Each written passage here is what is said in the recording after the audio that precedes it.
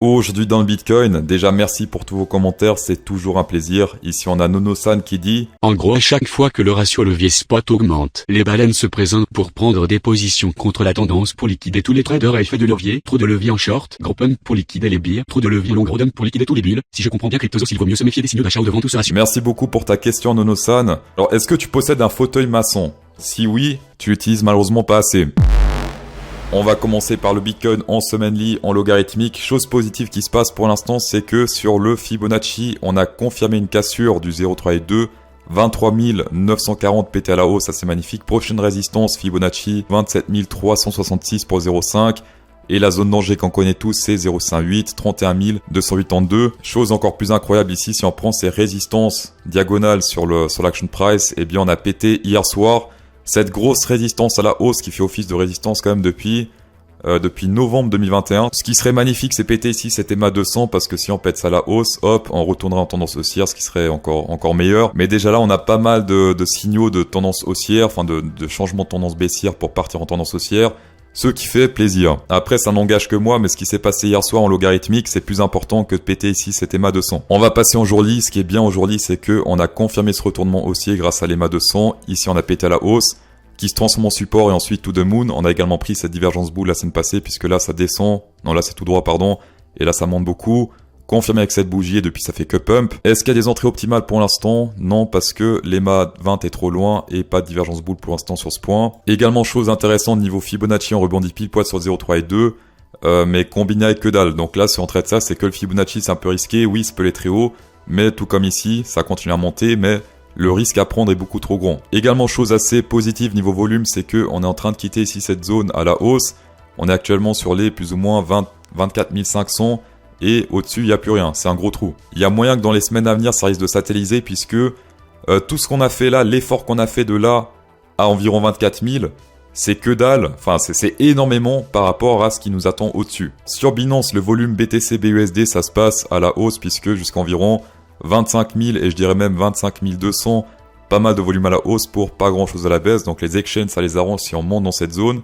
Et contre le USDT, ça se passe également pour l'instant à la hausse, notamment à partir de 25 000 où il y a pas mal de volume.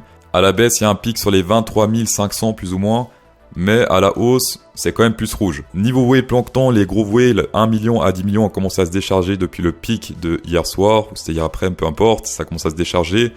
Les planctons également, eux ils sont pas chauds du tout, là les jaunes de 100 à 1000 ils se déchargent. Peut-être que les whales préparent quelque chose parce que depuis le pump, il y a quelques heures là, ils sont toujours pas très chauds pour acheter. Après ils ont quand même beaucoup acheté depuis cette montée, depuis le 13 là ça fait que monter.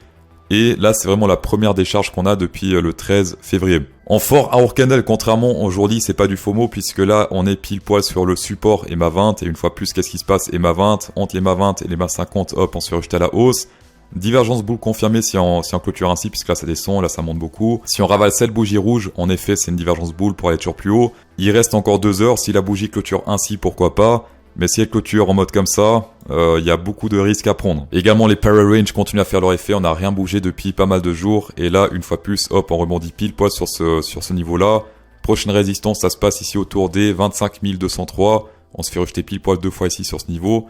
Donc les gens qui ont long ici, bah pour l'instant ça se passe plutôt bien, mais une fois plus, personnellement je préfère trader les divergences, et pour l'instant c'est pas encore confirmé puisque la bougie n'est pas encore clôturée. Petit détail pour les traders, 2 heures, plus en zoom, plus c'est risqué, plus il y a de pièges, donc à vous de voir le risque que vous souhaitez prendre, mais en 2 heures par exemple, la divergence boule a été validée puisque là ça descend, là ça monte sur l'action price, mais on aurait pu rentrer ici à 24 410 pour les traders 2 heures, et depuis bah ça fait que monter ici, en 2 hour candle. 4 personnes, 4 abonnés vont repartir avec des Ledger Nano X, c'est magnifique, j'en possède une et c'est très bien comme gadget. Et ça sera moi-même Cryptozoos qui va faire le tirage au sort en vidéo. Les critères pour faire partie du tirage en direct. Le premier c'est avoir minimum 100 USDT sur Bybit le jour du tirage, donc c'est le vendredi 3 mars. Le deuxième critère, avoir au moins 1000 $ de volume de trading entre aujourd'hui et le 3 mars. Donc vous pouvez faire par exemple 2 trades de 500 levier 1.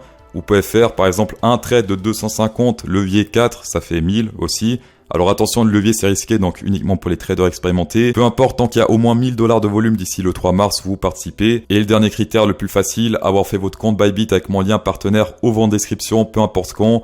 aujourd'hui, hier, il y a 2 ans, peu importe. En plus, on n'oublie pas que grâce à moi, tous mes abonnés peuvent profiter des bonus allant jusqu'à 30 000 $ sur Bybit. 4 d'entre vous vont recevoir une Ledger Nano X. Tirage au sort sera dans la vidéo de vendredi 3 mars. Tapez dedans. On va passer au vendre Ethereum en logarithmique. Sur le Bitcoin, on a pété cette résistance ici à la hausse. Ce n'est pas le cas malheureusement encore sur le Ethereum, mais ça risque de venir. Tout comme sur le Ethereum en journée, on a pété une énorme résistance dans cette zone à la hausse. Et ensuite, ça suivi également sur le Bitcoin. Bonne chose également pour ceux qui ont suivi le cours cryptosauce.fr. Vous vous souvenez peut-être que j'ai parlé de la zone 50 sur le RSI.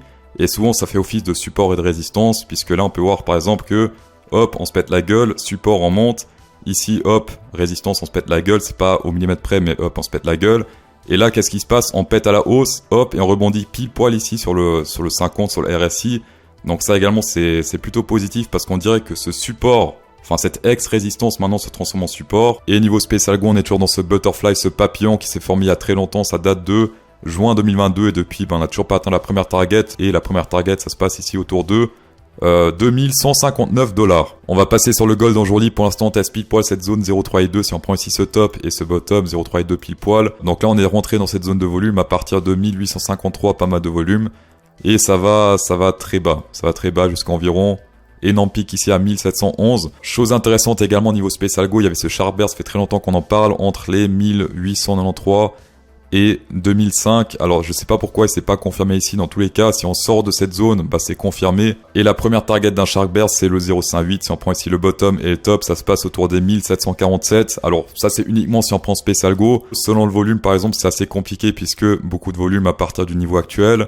Et est-ce que la tendance est toujours haussière? Oui, mais ça se complique, d'accord? À partir de environ 1804, eh bien, on passe en tendance baissière puisqu'on pèterait ici les MA 200. Aujourd'hui est un jour férié aux USA, donc ça sera peut-être un peu plus tranquille niveau marché. Peut-être, on verra. Petit point sur le dollar index, ça pue un peu puisqu'ici, la première target, si on prend ici ce ABCD Extended, ce serait autour des 105,85, donc un peu plus élevé. On est également toujours dans ce broadening pattern pour l'instant sur le top, donc c'est une résistance. Si on pète ça à la hausse, une fois plus, bah c'est très bearish pour les cryptos puisque quand c'est bullish pour le dollar, c'est bearish pour les cryptos. En plus, les broadening patterns, ça fait des targets assez incroyables. Si on prend ici par exemple la hauteur du broadening pattern et qu'on met sur le breakout, ça peut aller jusqu'à environ une zone réaliste, d'accord, autour des 80, légèrement plus haut, 82 sur le RSI. Donc soyez attentifs sur le RSI, tant qu'on breakout pas, on s'en fout, mais une fois que ça breakout, eh bien ça risque de puer. Mais ce qu'on espère bien sûr, c'est que ici, hop, on se pète la gueule, hop, sur le bottom, rebondir et ainsi de suite pour que le Bitcoin to the moon. Dans tous les cas, merci d'avoir checké cette vidéo sur un plaisir. Insérez un pouce bleu dans cette vidéo pour incrémenter encore plus le plaisir. Et bonne soirée.